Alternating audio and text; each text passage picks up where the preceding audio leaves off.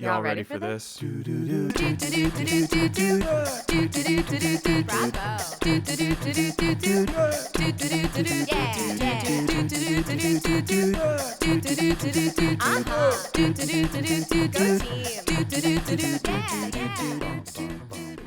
Welcome to Sports Kid Drama Kid. I'm Jim. I'm the Sports Kid. I'm Andi. I'm the Drama Kid. We have a Patreon if you'd like to support our show. We do. It is patreon.com/SKDK pod. There's a lot of extra bonus episodes over there, including reversal episodes where I tell Jim about theater and arts and culture stuff.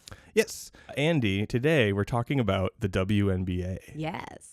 What do you know about the WNBA? Not as much as I should as a woman who wants people to care about women's sports. Yes. I have memories of, I want to say the WNBA is like inception in the 90s, question mark. Mm-hmm. Like I remember like Rebecca Lobo, Lisa Leslie. Yes. Are these are the correct names? These are names we're going to get to. Like the current era of like, you know, Angel Reese, Camila Cardoso, Caitlin Clark, college. Like we got very into watching them play. So I know a little bit about that currently.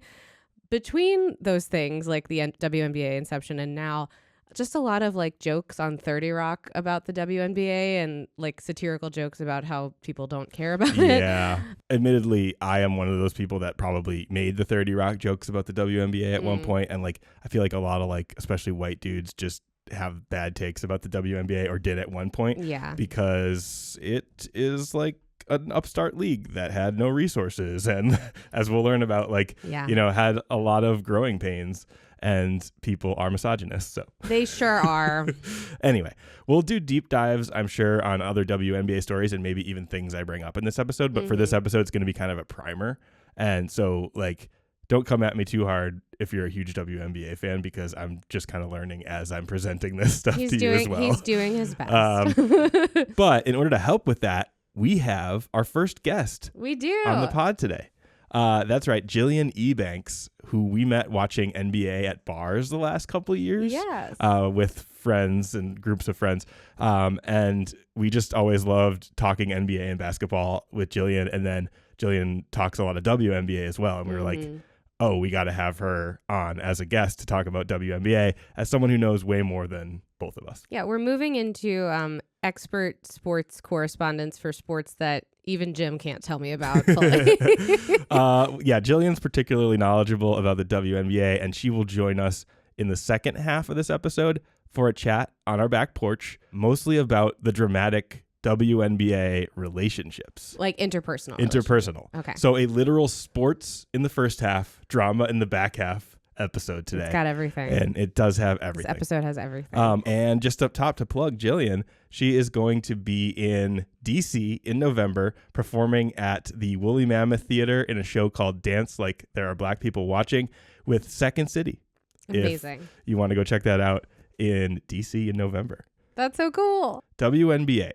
We're going to go way back to the first part. I kind of broke this into like eras or whatever. The first era is sort of the inception and early struggles of the WNBA. A familiar character arises with the start of the WNBA in 1996, and that is David Stern. Oh, I remember him. Yep. Commissioner of the NBA from 1984 to 2014. We did a whole episode we sure did. on David Stern's NBA, which you can go listen to for all of his sort of business-minded he was a real businessman. efforts and stuff like that. But I tried to look up if there was only like a cynical money play for him when it came to starting the WNBA, because he was integral in that. And it did seem like he did actually like women's basketball and want to promote it. It seemed like he actually was fine with women. Yeah. Good for him. The real turning point in the starting of the league was the 1996 Summer Olympics in Atlanta. The U.S. women's basketball team dominated and people were paying attention. So Stern was already like a big marketing guy, as we learned in our episode. And he recognized that this was the moment. Like we could capitalize on women's sports a similar way that the soccer team. We let women have their own credit cards, and it seems like they want to spend money on sports. Yes, maybe. Even a man will watch it. So, yeah, if there was ever a time to launch a women's sports league, it was now, because there were so many eyes on the sport. Lisa Leslie talks about the 96 Olympics on the Bleacher Report sort of a hot ones at a pool table. Everyone does this now. They do like their version of a podcast where they're doing something and talking to a person. Yeah. This one is pool with former athletes. And this is Lisa Leslie just talking in general about the 96 Olympic team and sort of the start of the WNBA. Talk about all these ambitions and dreams you had as a kid playing basketball, but the WNBA didn't exist. So how far did you think you could take basketball? Once I got to high school, it was there that I realized you can get a scholarship. So that scholarship and me going to college to play basketball became the first piece. The second piece was that I wanted to be an Olympian and represent our country. Basketball is how I'm going to travel the world. So there isn't a professional league. You're at USC, okay? You enter the Olympics. Weren't y'all the women's dream team, right, at the time in 96? No, appreciate the love. That's sometimes the part that it gets sketchy because, again, here we are for our country, but we don't really get the recognition in our country. We don't get the support the way that we would hope. So we went 58-0. 58-0. We played in Russia. We played in China. We played all their asses. Cuba. We played in Slovakia. We played, you name it. We played everywhere and beat everybody. And it's tough because America is not recognizing any of that. You know, nobody sees that. Nobody knows about these trips, but they formed the U.S. Olympic team. In 1995, they created a USA national program where we, 12 of us, traveled the world together for the whole year, playing everybody in their country. It was an amazing time in our lives. We would never trade any of that, any of our teammates for that experience representing USA, wearing that red, white, and blue. Even the Olympic team wasn't an official Olympic team until 95, just in the ramp up to that Olympics. It was just they were dominating and didn't even have representation. It reminds me a lot of the women's soccer episode where they were also going all over the world and beating teams in other countries. We are representing America and we're being proud to be the national team and the Olympic team, but we know that our country doesn't recognize us. So it's weird to be we're having this big moment of winning and you're in front of the flag and America, and then when you go home no one's gonna necessarily care. Yeah. That's wild. Yes. So there's a really good 3-part series on ESPN 30 for 30. That's a more recent one that I watched, and it focuses on the 96 Olympics and how the spin out of that team created the WNBA and sort of the early WNBA. So definitely watch that. So how the WNBA got started out of that. April of 96, Stern announces the creation of the WNBA as a sister league to the NBA. So they would have backing of NBA franchises and resources from them. And more importantly, stability of financial backing. The first season, fast forward to June 21st, 1997, the WNBA kicks off their first season, and there were 8 teams, including the LA Sparks and the New York Liberty. And the first game was nationally televised, and the league launched an ad campaign, We Got Next. And the campaign was paired with commercials of star players, the same sort of David Stern playbook that he used in the NBA. Lisa Leslie, Rebecca Lobo, Cheryl Swoops, and leaned into the fact that these athletes were not just great women's basketball players, but basketball players in general. So here is a video narrated by Spike Lee, sort of around this time. Once upon a time, 3 girls went to Rocksteady for a pickup game. We got next. Lisa is the center of U.S. women's basketball team. Cheryl's a forward. Dawn is a point guard. Shoot that, Cheryl. Take the jump, Lisa. We'll take that. Good game. Good game. Next. Yeah, Cheryl. That's the next one. I got you. He can't shoot either. And this isn't a fairy tale, so they didn't beat every guy, but they beat enough to say, basketball is basketball, athletes are athletes. It was so 90s. I loved it so much. I know. Here's another video. Oh my God. They look so cool. Leather jackets, WNBA duffel bags. Those hats. That hat. Yes. They look so badass. Strolling down this hallway, slow-mo. That's all that was, but it was just tone setting. Oh, it was such a vibe. I can't imagine any woman in the 90s not watching that and being like, oh, that's so cool. Yeah. They look so Rebecca cool. Lobo looks kind of like Alanis Morissette. A little bit. but with game. Yeah. Or someone of that beat poet sort of era. It's the beret. The beret. She's wearing a beret. The beret is influencing you quite a bit, as a beret will do. It pretty much takes the outfit. It takes the outfit. It also signals when someone is pulling off a beret, it signals that person is cool as fuck. Yes. If someone's not pulling off a beret, then you spend the whole time being like, why are they wearing a beret? Yeah. But Rebecca Lobo. Are they good at poetry? Okay. So I'm going to have you read something that's just an article about the very first game.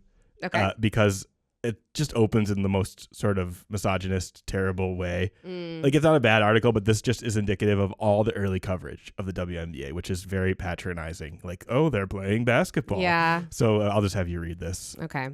Roaring start for Liberty. Record crowd watches Lobo lead New York in WNBA's first game. Written by a woman.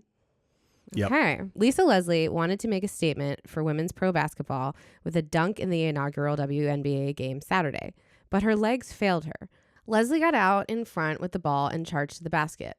The crowd of 14,284 at the Forum, largest to attend a women's pro game in the United States, was ready to roar, but she missed.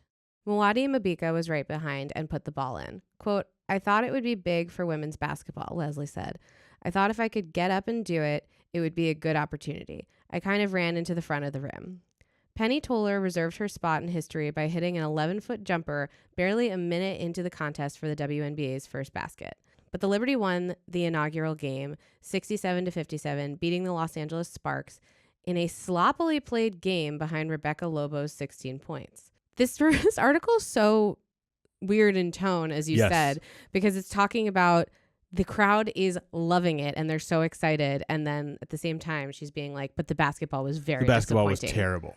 And it's like, okay, that is the only narrative that like men or like a male gaze media has about it at this time. Yeah. So it's just very obvious and kind of annoying that like the opening night of a brand new women's sports league, and it's a game that was like relatively close at times or whatever, and they focus on her missing a dunk, which is the one thing that men always talk about as one about women's basketball and women's sports, is like them not being able to do things as well as men or whatever, including like dunking. And like, well, basketball is more interesting because it can dunking.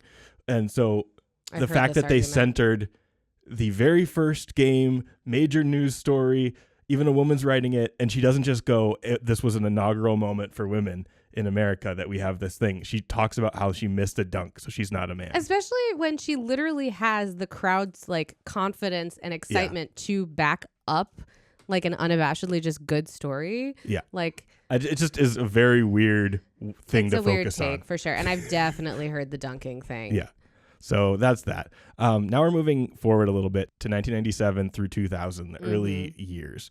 The Houston Comets, led by Cynthia Cooper, Cheryl Swoops, and Tina Thompson, dominate the league during this time. Okay. They win 4 consecutive championships. Wow. And establish the first WNBA dynasty. So the league sort of accidentally made a dynasty out of the Houston Comets right away. It was kind of an accident because they didn't think Cynthia Cooper was still going to be as good as she was when they were like kind of drafting the initial players to teams, because she was older, but she ends up being like a superstar in addition to their other superstars. So like they kind of picked wrong, or it's like, at recess when people are like, oh, this person's not any good anymore. Underestimating. That kind of thing. So it ended up being like, oh shit, we underestimated the quality of this team we put together from the very beginning. And the Comets are just amazing. So here's an interview with Cynthia Cooper on Knuckleheads, just sort of talking about the early days. To win back-to-back championship, it was just a mentality. It's a mentality to want to win every day and to want to show every day and to want to be better every game and to want to win a championship every year. So I don't get tired of winning. That's the one thing about me. I don't get complacent because I don't get tired of winning. And I said this earlier, that when I went overseas, I held myself to another standard, to a different level. And I did that same thing in the WNBA, because by this time I'm 37, I'm 38. You set the bar. And so now I really got to work, right? So, it's not as easy to get in shape. It's not as easy to maintain muscle and this, that, and the other. So let's go. Like I'm in the gym, I'm practicing, I'm working out. Hard work has never been a stranger to me. She was 37-38, coming over after playing a full professional career because, as we'll talk about later, there was tons of women's basketball overseas. And so she's playing with real pros for her whole career. She comes back and she's just better than everybody at 37-38 because she just has played longer and has way more skills. Yeah. So this new league is actually like nothing for her. So this woman is LeBron before LeBron. Yeah. So she was already a pro overseas, and she was drafted in her mid-30s to the WNBA, which did not exist. And she is the fairly unanimous GOAT in the WNBA. Other WNBA players and fans have other GOATs, but sure. Cynthia Cooper is like kind of a Michael Jordan figure. Amazing. So despite winning the 4 consecutive championships from 97 to 2000, a combination of internal challenges, financial troubles, and other things led to their decline. Key issues included injuries to Cheryl Swoops, tearing her ACL, eventual retirement of Cynthia Cooper, and eventually it led to the team disbanding in 2008. Oh my gosh. Despite their historic success on the league's growth. Yeah. That's not that long after they won 4 in a row. Yeah. That's the thing about a women's league, even in its like successful stages, but it's like a nascent successful stage. It's like as soon as they are no longer dominating, everyone's like, we don't have money for it. We don't have the money for it. Like they were successful only when they were so good, but otherwise there's no support. Yeah. It's like you have to overperform in order to. Yeah. It's a classic thing in like sort of feminism, like women overperforming or having to do twice. Women, whatever. People of color, like anyone who has like less of a voice in current society has to work twice as hard. So here's a little video of WNBA players talking about Cynthia Cooper. I think they also mentioned Tina Thompson as another early player. In my humble opinion, the best WNBA player. Best WNBA player of all time. Best WNBA player of all time to me Is Cynthia Cooper. She changed the game. Winning 4 championships in a row is an amazing feat. Shoots a 3! I loved Cynthia Cooper growing up. She was a really exciting player to watch. The Houston Comets, as they were winning the first 4 WNBA championships. And many of the accolades that she won just kind of set the precedent for this league. Someone that just made the game exciting. Oh my God, she's unreal. Tina Thompson. She was just able to play at a high level, had a consistency, throughout her career, and she just played with that tenacity. There's Tina. Is she going to do it right here? Yes! She's got the record! I was just thinking, like, there have been plenty of NBA teams that have had long-ass losing streaks that the franchises are not doing well, and, like, nobody's getting rid of them. I mean, occasionally. They occasionally are. Occasionally. But not as pressing. Yes. Like, I don't think the Detroit Pistons are going anywhere despite being so bad. Exactly. That's what I'm saying. Like, they just saying. built the Little Caesars Arena. It's great. Pizza. Pizza. Yeah, it's where I saw Zach Edey last year. So as the Houston Comets dynasty sort of came to an end and started to wane, new stars and teams emerged. They added teams and contracted teams throughout this time. Contracting teams around this time, Miami Soul, Portland Fire, Cleveland Rockers, and Charlotte Sting, all before 2007. Sort of allowed the league to like regroup. Okay, we tried to expand too quick. Now we're back. Yeah, it's cool to hear all the names though that were chosen because you can kind of tell like why, either because they like the Sting, Charlotte Hornets, obviously the Cleveland Rockers because of like rock music, Rock and Roll Hall of Fame. Yeah, some cool sort of more interesting team names in the W. And in this era, sort of the key players moving away from like the Comets, Cynthia Cooper, Cheryl Swoops, are like Sue Bird, Lauren Jackson, Diana Taurasi, and Cheryl Ford. Diana Taurasi, here's a little video of her. With the first pick of the 2004 WNBA draft, the Phoenix Mercury select Diana Taurasi from the University of Connecticut.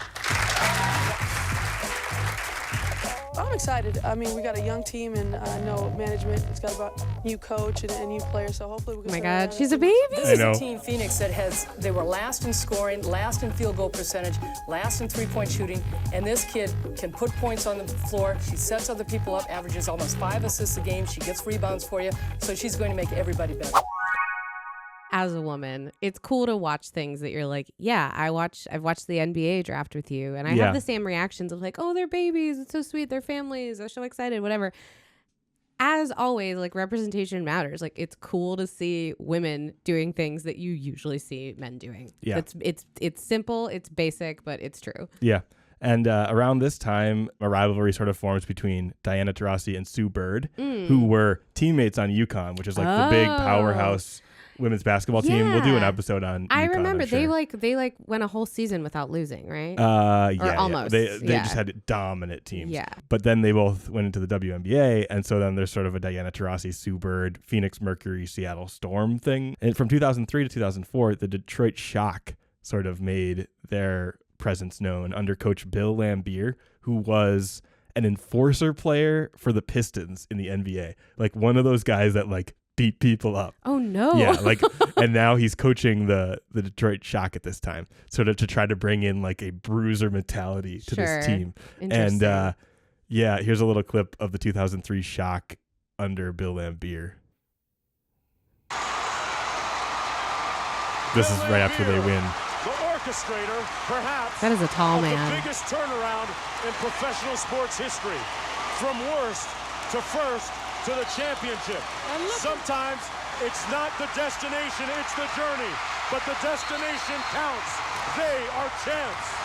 So that's kind of like a highlight of that era. From 2006 to 2010, we see the emergence of another generation of players like Candace Parker, who won Rookie of the Year and MVP in 2008. Around this time, the league becomes a little more stable, with the LA Sparks gaining dominance and competing with the Shock and the Storm. I'm going to do a little bit on Candace Parker now. So Candace Parker, here's a video of her becoming the first woman to dunk in NCAA tournament history when she was at Tennessee. And a turnover to Spencer. You're thinking about a dunk? There it is! We said it at the start. She wants to show out. I think she feels like she's the best player in America. Best freshman in America is Candace Parker. She has set the tone early, and the throwdown transition. Yes, yeah. So that's very cool. Very cool. Candace Parker had the best rookie debut in WNBA history. Here's Candace Parker making her WNBA debut. A left-handed shot by the rookie out of Tennessee. She's so good. Parker rattles home a three. Her first WNBA triple. As Parker hits a 2 in transition. She's in double figures now with 10. She can shoot so well, like you can't even guard her. She's got that KD kind of range. I was just about to say, you know what's crazy? And I said this to you recently when we were watching a WNBA game.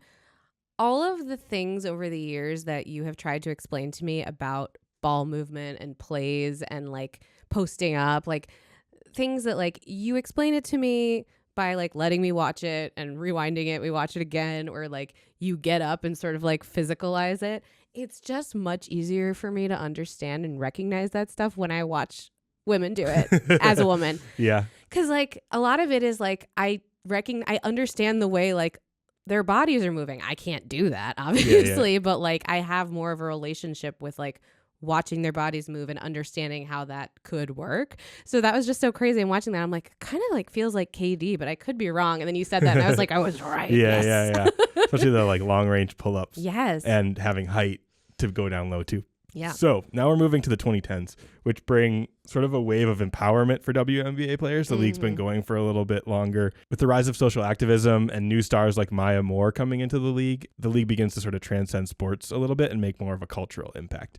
This period also marks a turning point for player wages and benefits as the league grapples with financial limitations they've been dealing with since the beginning. Yeah, it's always shocking when you see like the WNBA salaries stacked up against current NBA salaries. Yeah. Like, oh my gosh. It's bad. And then one of the stupid arguments that you see in, comment sections from like shitty dudes is like, they don't earn as much money. And it's like, guys, we're not talking about that. Yeah. It's just the way it is. The world's terrible. Yeah. Live with it. Live with it. So from 2011 to 2014, Maya Moore leads the Minnesota Lynx to multiple championships, establishing somewhat of a new dynasty in the WNBA.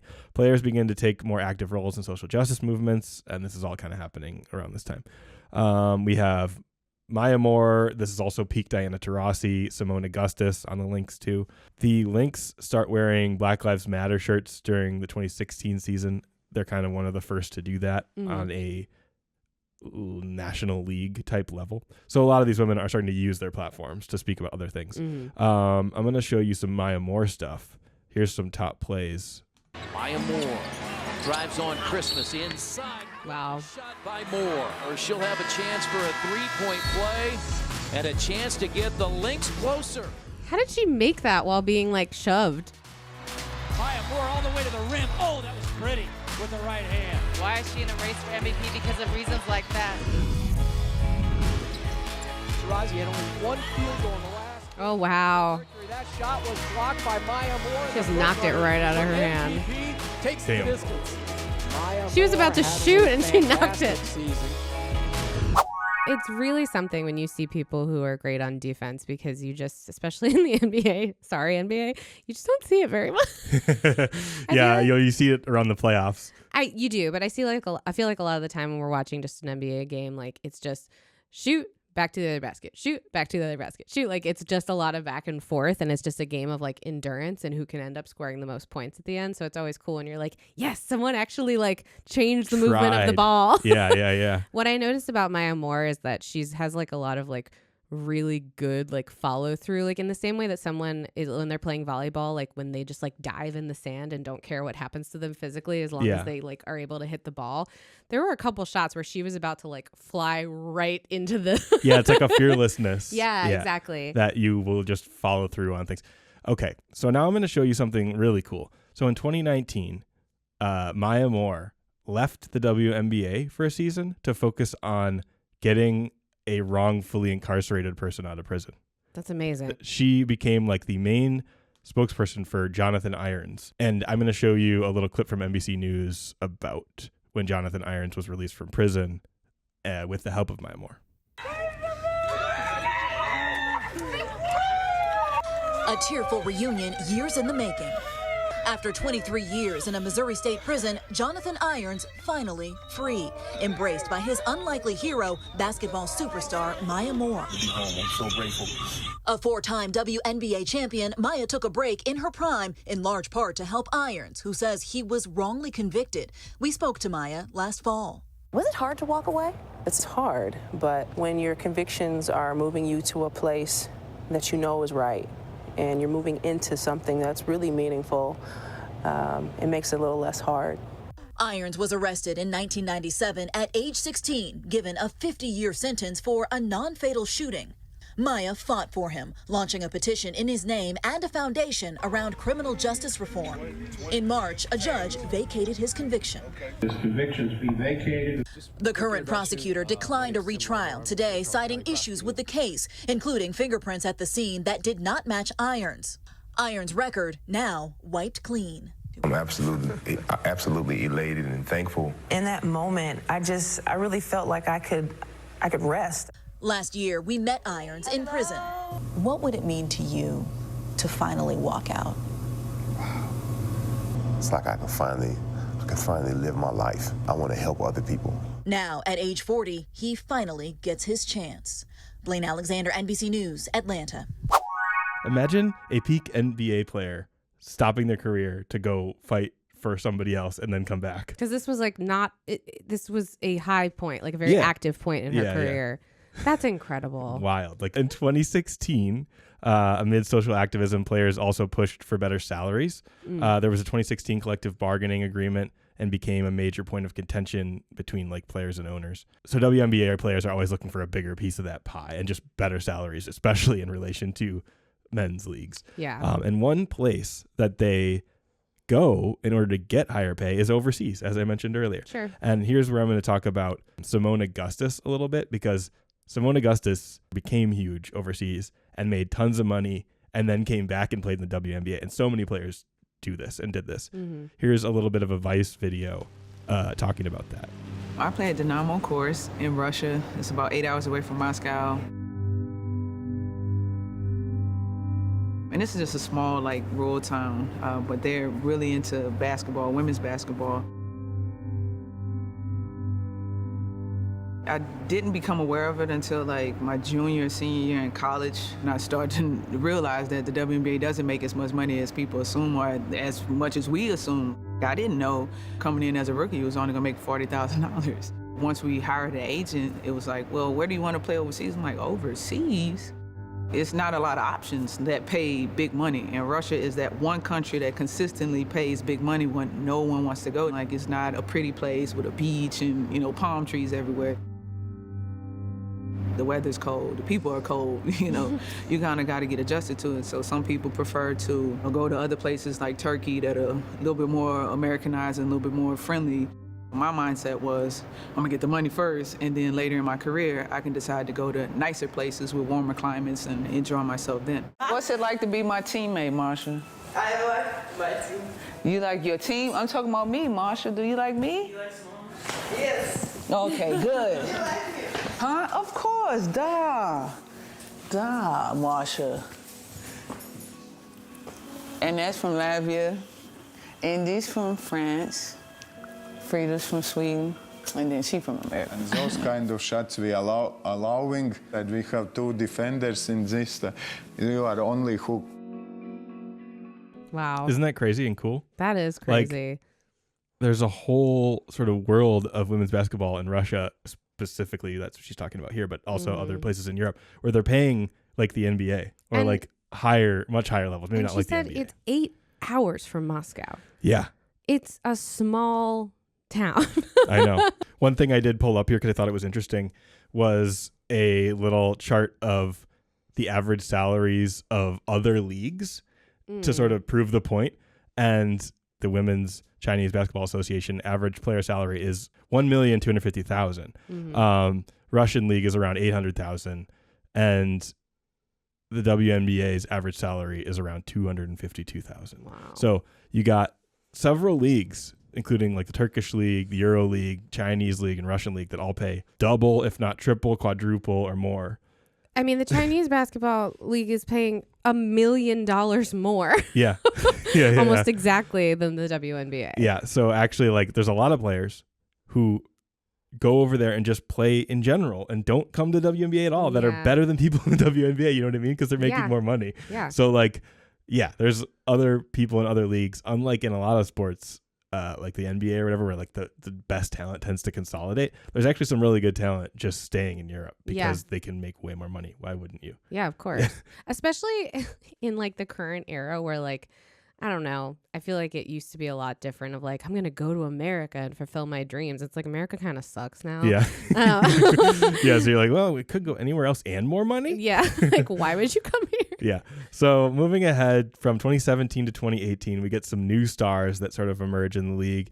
We got Breanna Stewart leading the Seattle Storm to championships, while veterans like Tamika Catchings and Swin Cash retire, signaling a generational shift. Yeah, this new generation has Breanna Stewart, Nneka Ogwumike, and still Diana Taurasi, who is still going strong.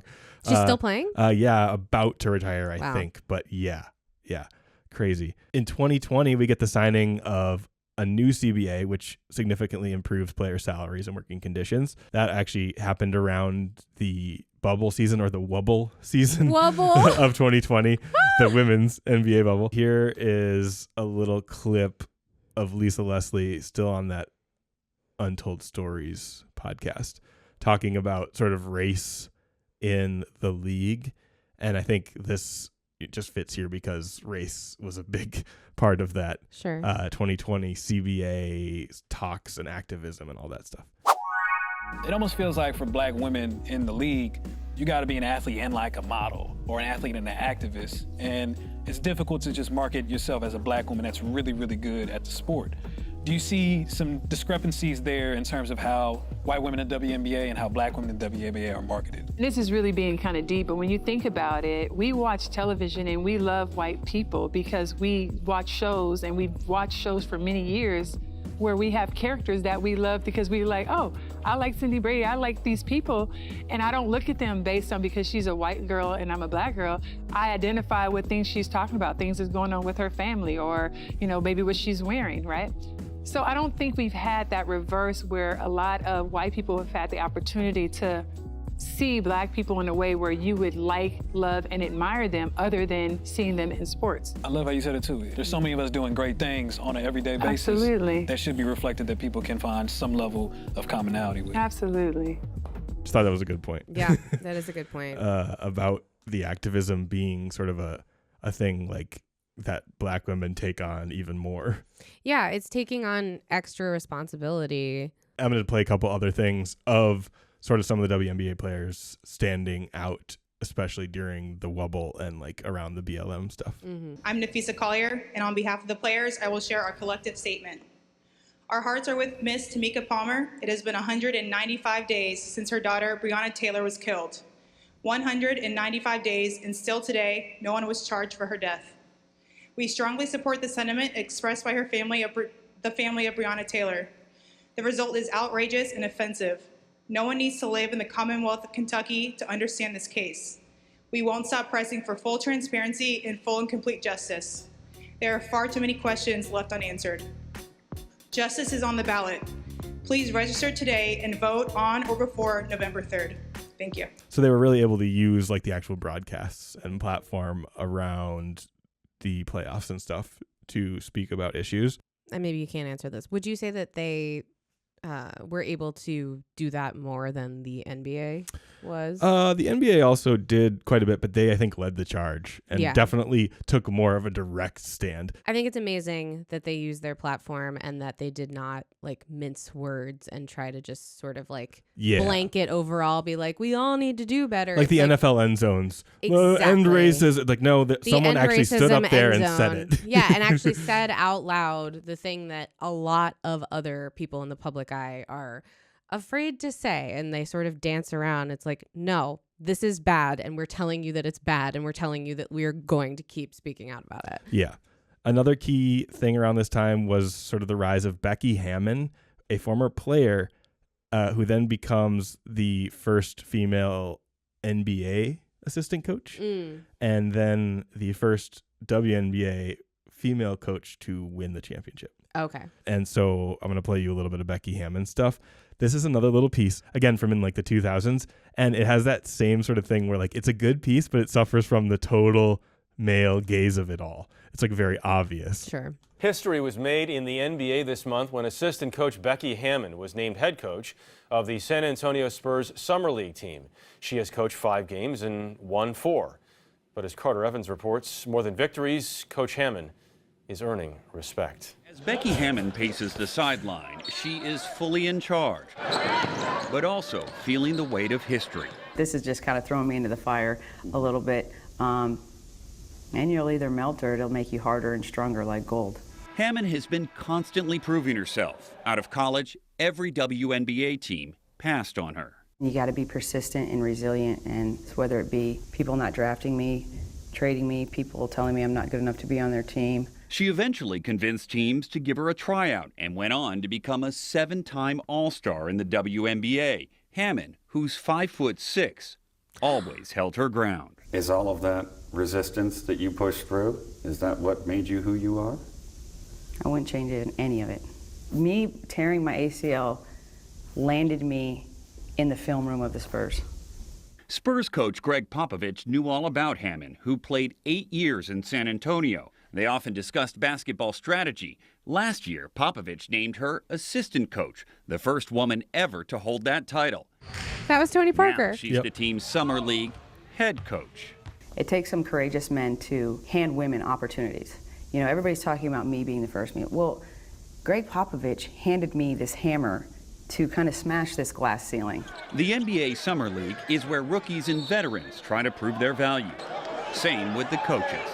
What does it take to be a good coach? You have to get people to buy in that you do know what you're talking about. Hammon admits to being nervous. Honestly, coming in, that was probably one of my biggest questions is, you know, are these guys going to respect me? Rookie point guard Shannon Scott quickly put that concern to rest.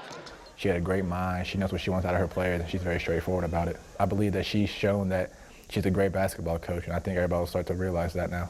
Hammon says her biggest satisfaction will come when people drop the label first female coach and just call her coach. I don't want to downplay the significance of it because it is a big deal.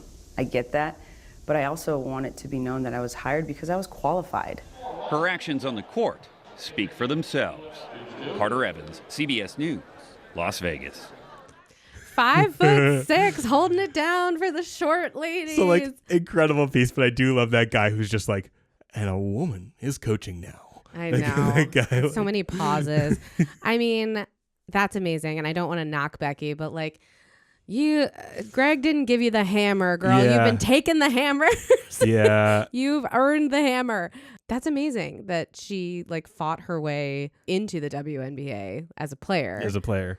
Also, like based on other stuff you told me, Greg Popovich seems like the kind of guy, like if you get in a room with him and you're like a good conversationalist, like he's like he'll give you something. He likes to like chat, have some wine. Oh yeah. That's incredible though. I like honestly, I know I end up saying in every episode that women are better than men, but like in positions of leadership where things need to be communicated and like the overall vibes and tone and emotional health of a large group of people needs to be taken into account, I would not trust a man with that. I'm sorry. Yeah. Anyway. Many of them. So 2021 to present, now we're kind of in the modern time. We have newer stars like Sabrina Ionescu doing like Steph versus Sabrina shootout. Yes, I remember watching that. The 3-point contest. You got Asia Wilson on the Aces, sort of the unanimous GOAT of the current era right now, other than like other rising stars like Caitlin Clark coming up the pipeline. And that has obviously given a huge rise to the WNBA. I'm sure we're going to do a Caitlin Clark episode, but I kind of want to wait to see how she does in the WNBA further to do that. Fair enough. But yeah, that is sort of a very sort of skim over some highlights and little cool stories of the WNBA and the history from the beginning to now. And now we're going to get into the drama. And in order to do that, we're going to kick it to our conversation with Jillian Ebanks. Y'all ready for this? Y'all ready for this? Y'all ready for this? Y'all ready for this? But what I wanted to do with you, Jillian, is walk through some of the relationships in the WNBA, because it's different than the NBA, because you do have all these LGBTQIA plus relationships that you don't have. Yes. So there's just more drama. I love it. So I want to go through some NBA could never. I know, seriously. I was like, I would have been paying a lot more attention drama is sooner. so good. And the first one that I wanted to bring up is Cheryl Swoops and Alyssa Scott in 2005. I'm going to be honest. I knew of the WNBA in 2005, but I wasn't like fully aware. So I was just like, cool. For this relationship, I'm like, I think it's awesome. I feel like it was probably super powerful because Cheryl Swoops was like one of the faces of the WNBA. Like when it first started, I feel like was the first female athlete with a shoe. She had a Jordan shoe. Whoa, yeah. And so it was like a big deal for her. Are they on the same team, separate teams? All right, so here's a little thing I wrote down. So 2005, Cheryl Swoops came out publicly and revealed her relationship with Alyssa Scott, a former assistant coach for the Comets. So yeah, there's like a team element. Yes. So she was on that team and she was dating the assistant coach. She was on that team. And the Comets they were four-peated. They four-peated to start the league. Yes. Yeah, they started the league in a four-peat, and no one's ever even three-peated since then. Cooper. Yes. Yeah, Cynthia Cooper, and Tina Thompson. Well, let's get to a little bit more recent. Okay. So the second one I have is Sue Bird and Megan Rapinoe. So this is like a cross-sport relationship. Sue Bird, WNBA legend, and Megan Rapinoe, superstar from the U.S. women's soccer world. So Jillian takes on this one. Oh my God. First of all, I am obsessed with them. Like, there's very few white women that I will like cape for. And the two of them are like, I am obsessed with them. They have a podcast I'm also obsessed with that I also feel like is very WNBA informative, and it's taught me a lot about soccer. But I mean, first of all, like Sue was not like out. Like, I think people in the world, like people in her world, like she has a documentary that came out where she was like, well, everyone in my life knew I was gay, but I didn't tell everyone. But then I feel like she wrote this letter when Donald Trump was going against Megan Rapinoe, and Megan was like, I'm not going to the fucking White House. Sue Bird came out and wrote this letter like, the president hates my girlfriend. And I feel like that was like this epic moment where she like came out and was just like, you know, like, I'm with Megan and I kind of love them. They're everywhere. They're always courtside. They also always look amazing. They look amazing. And sometimes they switch clothes. Like, wait, what?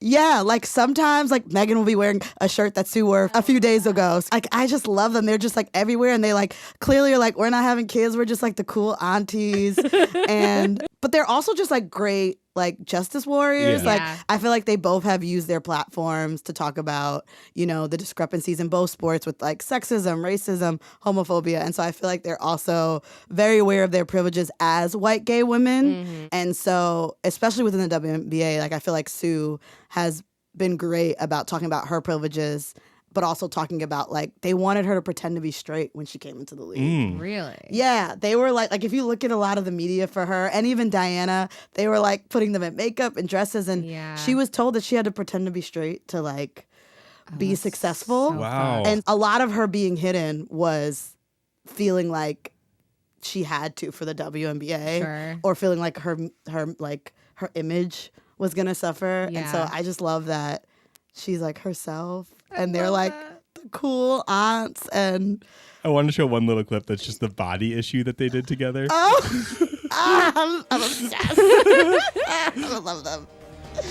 Where are we going? ESPN body shoot. Oh my God, they just look amazing. They do. You guys are the first openly gay couple to be. They're dressed very well. Of the body issue. What does that mean to you? Neither of us really want to just do things and be like, we're the gay couple. I'm more of like the out there gay one. But it's like to have this really unique vehicle to actually do that and to, you know, celebrate who we are in our sport, but also the fact that, you know, we'll be the first gay couple is pretty special. I mean, it's pretty amazing actually to think about, especially in the times we're in. Not only are we female athletes, but we're dating as well. It's kind of badass. It'll probably be even more badass like later, you know? A year, 5 years, 10 years, 20 years to look back and be like, oh, they were the first. Having a gay couple on there, hopefully it just becomes the norm. You know, you want it to not be an issue. I love them so much. And I don't think they've gotten married yet, but I'm like, when these wedding pictures. Oh my God. Obviously, there are feuds between certain players in the NBA, but there's a lot of like overall like friendship and like messing around and joking around and stuff. What's like the vibe in the WNBA? Is it like even better because like women are just better at being friends with each other? I feel like the vibes I've seen, I feel like there are people who beef and they don't talk, but the vibes I've seen after games are like people are friendly if they know each other. But I feel like definitely post Olympics. So like, I saw the Aces versus Phoenix. You had 7 Olympians on the floor. Yeah. Oh my God. So, you know, at the end of the game, it's like Kalia's taking pictures with Asia and Jackie, and then Chelsea's like, I want to see your baby Brittany, and then Diana is there just being the GOAT. Like, I think that had to be crazy, honestly. It was. Like, as far as a game to see in your lifetime. Oh, it was. Just to be like, I saw these players. It was an incredible, again, Phoenix got whooped, but it was an incredible game. Asia dropped 40. Wow. Oh my God. I'm pretty sure Diana did Diana get ejected? Or did she just get a technical? I cannot remember. Is this still Diana getting Taurasi, technicals. who's like, she's Diana Taurasi, which I'm so glad I saw because now, well, we don't know. She hasn't officially retired, but it seems like she might be. But it was an insane game to see, and I'm really excited. But it was like that moment where you realize, like, oh my God, these, like 7 Olympians on the court. And at the end of the game, they were all friends. They were all hugging. And I love that. I love that so much because like we did an episode on the NBA bubble, and I think the thing that was like most fun for me about that was like it was basically like they were. I mean, obviously it was the pandemic; it was a horrible time, but like it seemed like all these NBA players were like at overnight camp together. Yeah, like teaching each other, like drinking wine and teaching each other, teaching each other. And exactly. Like it just seems so fun, and like I don't know, girlhood is a special part of my life. So I'm like, I just like imagining that like all these women, especially in a situation where like WNBA underpaid, underestimated historically. I just like the idea of like all these women, like obviously there's going to be beefs, there's going to be dramas, but like especially like the Olympic team, I love the idea of like they're all traveling together. They're all like the bonding has to be like hard. Yeah, I remember when they announced the Olympic team before they went, the Liberty and Aces played, and like at the top of the game on like whatever it was, like Asia went up to Stewie and they were like bonjour, because they were like they knew they were going to Paris. They like gave each other hugs. They were like bonjour, and it's like tip off, and then they like went up to hit the ball, but it was like so cute. It was like so cute. That moment that they were like, I see you soon, girl, we'll be teammates. You know? I love that. And then like they have no problem obviously then getting like super competitive on the court. Yeah. Okay, so now we got Andi. We just talked about Candace Parker a lot. Candace Parker this whole thing. Okay. So 2008 to 2016, Candace Parker, superstar, married to former NBA player Sheldon Williams from 2008 until their divorce in 2016. But she had a subsequent relation and came out in 2021 where she married Russian basketball player Anna Petrakova. Okay. And they were expecting a child and made headlines. So Candace Parker was married to a man Yes. who played in the NBA. If I can just digress, Candace Parker's foot betrayed her, and that's why she had to retire. And if we would have had her on the Aces roster this year, I just think it would have been a little different. But I respect her retiring because sometimes your foot says no. But yes, so Candace was Sheldon was like went to Duke and was like also a top college player, and she was at Tennessee. Okay, and they were dating. When they were both in college. Yeah, they were dating when they were both in college. Oh, so this was like a TV relationship. Yeah, they were dating. I think she liked him. Mm-hmm. They were dating when they were both in college, and they both get drafted. She goes to LA. He bounced around a little bit. I'm not sure he was like out here dropping points, but she gets pregnant at the end of her rookie year. She got pregnant at the end of her rookie. Also, Candace Parker, the only player to be Rookie of the Year and MVP. There has been no other rookie that has. She was MVP of the league as a rookie. As a rookie? This is why I'm like, she is the GOAT. Don't you ever disrespect her. Yeah. I will go to war for Candace. To start as the MVP. Like, she was, 22? That's insane. Came into, and we're not talking about, like, this is a league with, like, Lisa Leslie and Rebecca Lobo, and like, this is a good league, but she was that good. She gets pregnant at the end of her rookie year with her daughter Layla, and then I think they said they like get married almost like right after that. Okay, and so then they're married for a little bit. They end up divorcing. So she was playing while pregnant as well. Yeah. Damn, she got an MVP while pregnant. Wait, she played while pregnant? Yeah, some of that she season? found out at the end of the season she was pregnant. I don't know if it was for much of it, maybe like 2 or 3 months. Yeah, but yes, this is what I'm saying. That's insane. That's insane to be GOAT. So MVP we were just saying that some of the WNBA players say Cynthia Cooper is their GOAT, but like, would you say modern era players have surpassed early players in GOAT status? Yeah, I think a lot of the current players will say like Candace and like Maya Moore, and Maya Moore justifiably so. But like, someone had to be Candace's GOAT. You know what I mean? And so I think it varies. I think Candace is my GOAT because of when I watched basketball and my age, and also like I watched her win a championship. But yeah, like Cynthia Cooper. I mean, people talk about Lisa Leslie. I mean, I feel like Cheryl Swoops. I feel like people talk about Cheryl Merrill. Cheryl Merrill, there was no WNBA for her, but she was like. So they get married and they have Layla, and then I think at some point they get divorced. But I remember this was so recent when she came out. So her wife was always like in her stories and in her pictures. It just never was like, it was never like saying this to my wife. I always just assumed it was her friend, but her wife was everywhere. If you watch footage of the Wubble, the women's bubble, her wife is courtside with her daughter. But like they never announced it. With Layla? With her daughter was Sheldon. Her daughter was Sheldon. And then like and so then Chicago Sky win the championship. One of the best days of my life.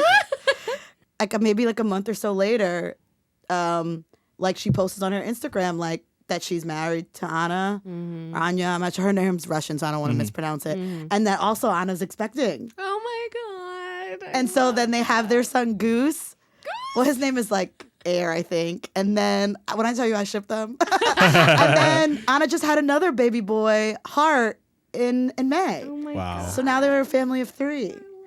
3 kids. Candace is on like ESPN and stuff all the time now. And TNT and all of them. And then like I think it's like copacetic with her ex because like Sheldon always posts the daughter too. And but I remember when she did like come out, a lot of the WNBA world like knew. It was like the public didn't, because there's a lot of people who were like, oh yeah, we know like this, like and then I like stalked her and I was like, oh, Anna been in every picture from us for years, like, and their love story is also cute because they met playing in Russia, because she played on Ekaterinburg, I think, and Anna is from Russia, played on like I think the Russian national team. I could be wrong there, but they played on the same Russian team, so they were teammates. That's so sweet. Yeah, we just watched a video in our other part of the episode with Simone Augustus playing in Russia. making like triple the money. Yes, before. in a tiny town in Russia, 8 hours from Kursk. Moscow.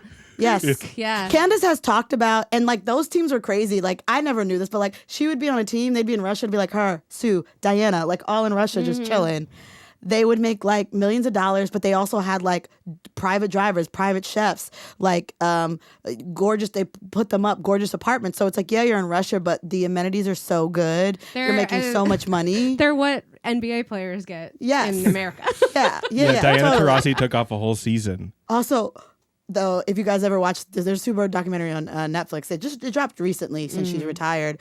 But like one of the teams that they played on in Russia, like the head of like their general manager was like in the mob, so he would just like throw them money, and he ended up getting murdered. No. Or was it their coach? He ended up getting murdered. We got an episode to do. No, yeah, we do. I can send you guys the clips.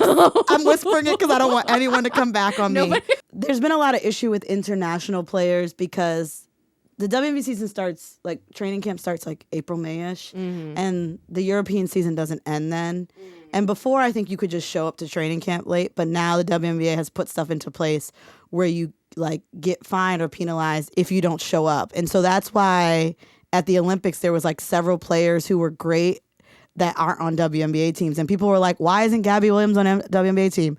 Why isn't Emma Mieseman, who plays for Belgium, on a WNBA team? And it was like they were prioritizing their national team because of the Olympics, because they were going to be penalized. But then after the Olympics, as we saw with Gabby, then you can just pick up a contract and finish out the season with someone. And so Gabby played for France, and then she played for the Storm. Satu Sabli, who's like the center in Dallas, she's German. And she's been talking about how like it puts her at a disadvantage because then she wants to play in the WNBA, but she also wants to play for Germany, and like she makes more money in Germany. I don't but doubt it. but also like you want to play against the best in the WNBA. It's I don't know what they're gonna do, and once they expand and the season's longer, I don't know how they compensate, because like at some point the season's gonna get longer and longer the more and more teams you add. Right. So, but then hopefully they make more money, right? That would be nice. They would have to. If you're paying for 6 or 7 months instead of 4 months, then Okay, here's another Chicago Sky relevant. Courtney Vandersloot and Allie Quigley. Can you talk about this relationship? Vanderquigs, yes. So admittedly, I became a fan of the Sky because of Candace Parker. And then as I learned about the team, I learned about couples, and I like Courtney and Allie. I think they're adorable. Allie Quigley has won the 3-point contest at All-Star Week 3 times in a row. I think she's won it 4 times. So like every year, when a lot of times Courtney would be an All-Star, but Allie wouldn't. But like Allie would be in the 3-point contest, and then Courtney would be on the side with her camera. Just they're so cute. From what I get, that they met on the Sky. Like they weren't dating before. Then they met on the Sky, and then they started dating, and they got married. And now Courtney plays on the Liberty, and like Allie doesn't play because I think she like followed her to New York. Yeah. And also I don't blame Allie for not wanting to stay on the Sky. So I'm not surprised if she like retires, or like when you want kids, one of you has to have the kid. Yeah. And so like a lot of these players we talked about, they have partners that may have played basketball, but they don't play basketball anymore. And usually it's their partner that has the kid, and then the player still playing is the one that supports them. Sure. And so like, yeah, I mean, I don't know what they're trying to do, but it's like if Allie became a mom, I wouldn't be surprised. But I think Courtney is probably towards the end too. I mean, they're like middle 30s, late 30s. Getting So up there. which is like my age. Yeah. And they're like my age. I Same. think Same. in basketball numbers. In basketball numbers, anything above 35. I don't know if Allie's going is to play ancient. again. I don't know if it's like depending on where they go, they play. They both played for the Sky for like years. Like maybe 10 years. Do you know anything about like do you happen to know anything about like their courtship while they were like teammates? They've kept it under wraps. Because I just like They've kept it under I would wraps. watch a whole rom-com that is like 2 women on a WNBA team together falling in love. Like that would be so good. Are you writing anything? You just gave me the idea too. You should do it. WNBA team rom-com. Like I would. Okay. Yes. No, because that energy, that's got to be such an interesting energy to like be on a professional sports team together and also be falling in love and also be Go home with each other. Yeah, like if you have a bad game, like, do you guys go home and talk about it? Yeah. But then they won a championship together. Like, I think I shipped them the most. So they're the reason Candace came here. Like, they reached out to Candace and were like, please come to Chicago. Because Candace is from here. And Allie's from here. So they, like, were like, come play with us. We needed a championship. They, like, recruited Candace. She came. Their first year, they got a championship. Like, can you imagine winning a championship with your wife?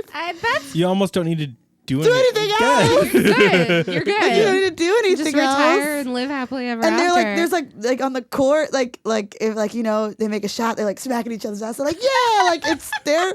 I don't know anything about their courtship because I feel like, yeah, like there's very few articles where they just say like we started dating. They've been pretty quiet. Because like the only comp I have to that would be like being on the same improv team with somebody. Dating. You were my improv coach. I was. Or like, yeah, I mean, I was touring. I guess if I was like touring with someone and dated them. Sure. Because like it's gotta be like both exciting and also just like weird. Of like I'm here to like practice, but I'm also like here to flirt. Yeah, I also imagine like I would think it might be hard because you don't get a break, and so it's like if I had a really bad game, like if I have a really bad show and I go home.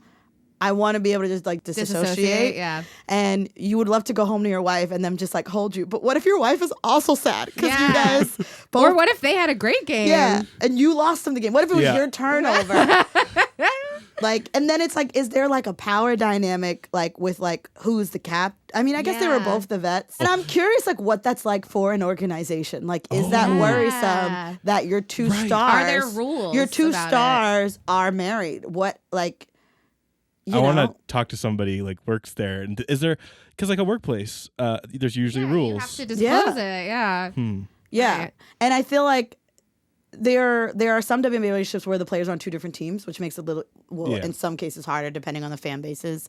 But then there's ones where they're together and there's some other ones that we'll talk about. And so it's like, how do you guys navigate that as a team? Like, what if you guys just have a fight and it's a regular fight, but now I got to go on the court with you? Yeah. And like, I don't want to talk to you today. I don't want to sit next to you on the bus. If someone pushes Allie, you better best believe Courtney's like, what? Courtney walking over to court. She didn't take out the trash today, but I am going to. Yeah. So I don't know, but I love them a lot. And yeah, I mean, I'm not the biggest Liberty fan, but I will always root for Courtney because I got to see her win a championship. That's so awesome. And she's had a tough year, so I like want her. Nothing but happiness for her, but go Lynx. I just want to know about those like early days of like, was it like, I know. Did you meet like when you were like, I don't know, going to your lockers for the first time? Like, what was it? Because it's like, how do I know she's a lesbian? Like, how do you make a first move that's not like workplace harassment? Yeah. Exactly. That's what I want to know. It's like, how do you make a first move that's not inappropriate for people who like work together? Do you have to put vibes out? Like, and then sometimes it's not like you might not know you like women, but you like her, you know, like that's possible. That might have happened with with Candace. Yeah.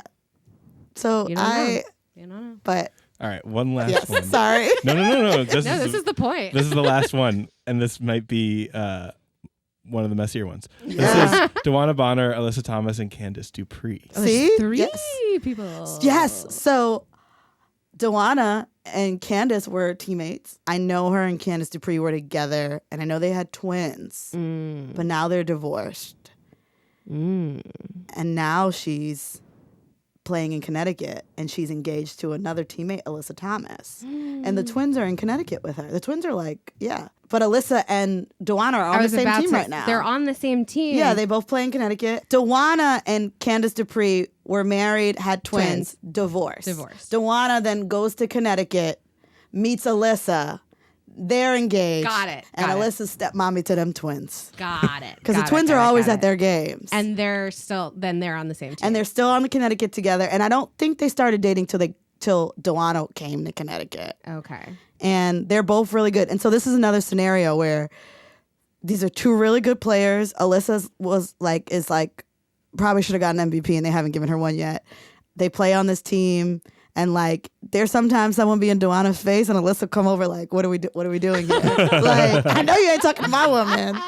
And they're really cute. I think they recently got engaged at All Star. It's an interesting scenario. I think they're both free agents this off season, and I'm curious. I'm pretty sure. And so it's like, okay, like do you guys have to go to a... Do you go together? Do you go together? Do you go together? Don't get me wrong, they're both very good players. But like, what if I don't have the capacity to sign both of you? The Lopez brothers, similar things have happened in the NBA where it's like, Thanasis, how long is Thanasis going to be around? So me and my wife are a free agent. Are we a package deal now? Like, do y'all go to two different teams, but you try to go to teams near each other? Yeah. Like, I don't know. Do you almost re-sign with Connecticut just because it's easier, your life's there, but then you live in Connecticut. Yeah, You know? I mean, this isn't something I was even thinking about, but it's like when you're a male athlete, a lot of the time, like your significant other is like, you know, her WAG era, you know, like she's just like, she's your wife, she's your girlfriend, whatever, and she's taking care of your kids, like holding it down at home. And like when both of you are women and both of you are working women on the team, like you have to negotiate, like you said, like which one of us is having the baby, and which one of us is like maybe going to end their career early. Like that's tough. Yeah.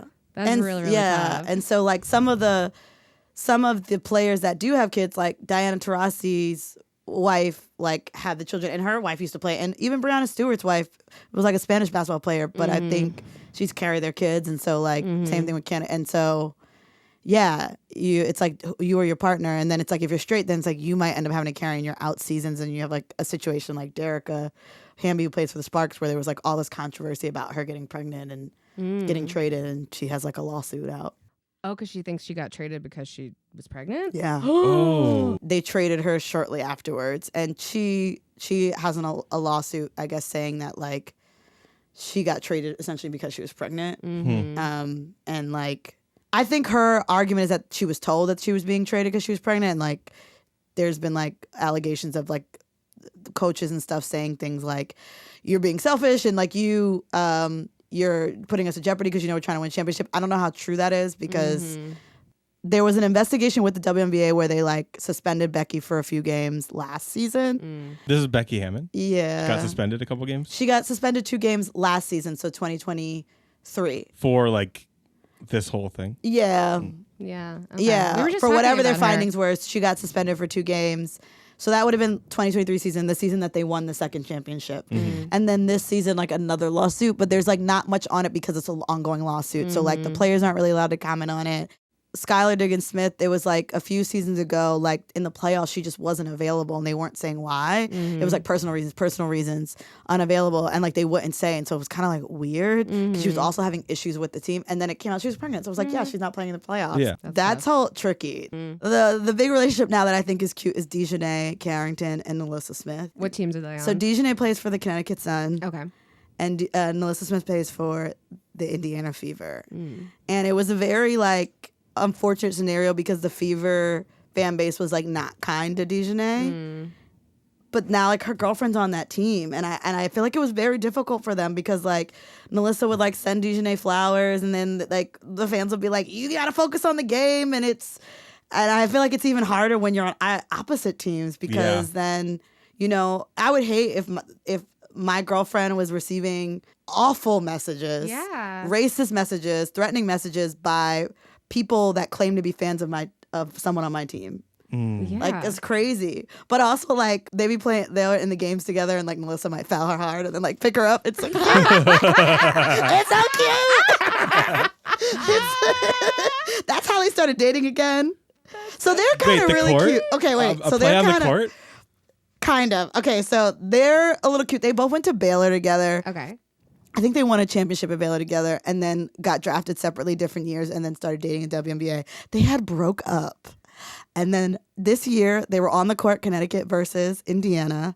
And Nalissa had fouled Dejanay like very hard by accident. And then like she fell and Nalissa like picked her up by her waist and stood her up. Oh my God. And they weren't dating anymore.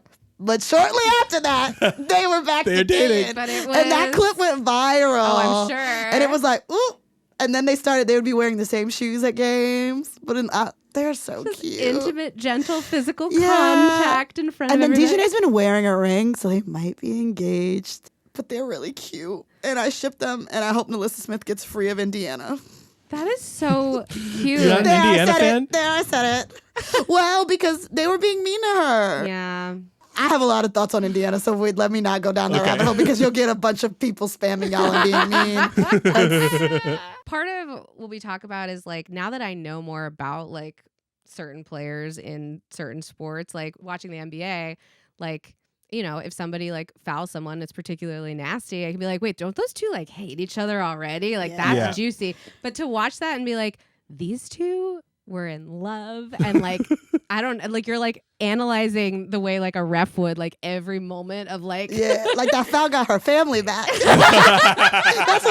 that's what the blogs are saying. Like, and then there was a moment where, so Melissa's on Indiana. There was a moment where her Indiana teammate like tried to get like in Dejanay's face and fight, and she was kind of like, chill, like you ain't about to hit my girl. I know she on the team, but you're not about to be in my girl's face like that. Like, relax. And so, but like that's also hard, right? Because now are your teammates like, well, who are you for? And it's like, obviously I'm for y'all. Y'all my team. I'm playing for y'all, but I'm not gonna let you hit my girlfriend. Yeah. So I feel like, you know, we talked about how hard it is being on the same team, but I feel like it might almost be harder on different teams. You're in different cities. Your schedules are different, so you really probably don't get to see each other when you're playing each other. And like other people on the team or the fans could, you know, accuse you of like, where do your loyalties lie? Or like you might in the moment be like, I know what I have to do to like make this play or whatever, but I don't want to like hurt the person that I care about. Like that's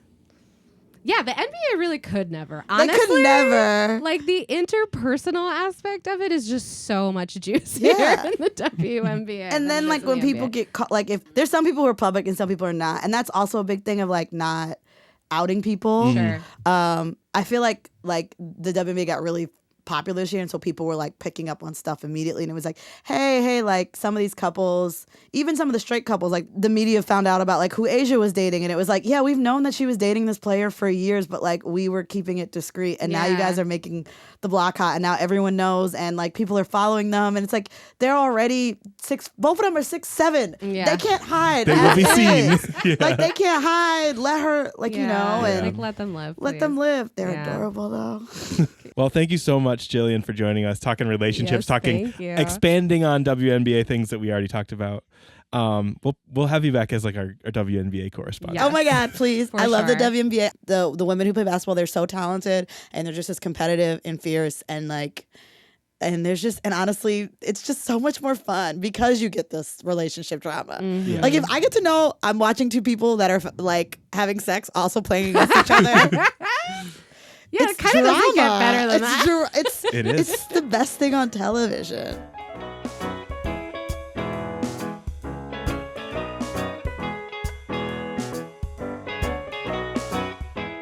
All right, thank you so much for listening to another episode of Sports Kid Drama Kid with our first guest this time. Yeah.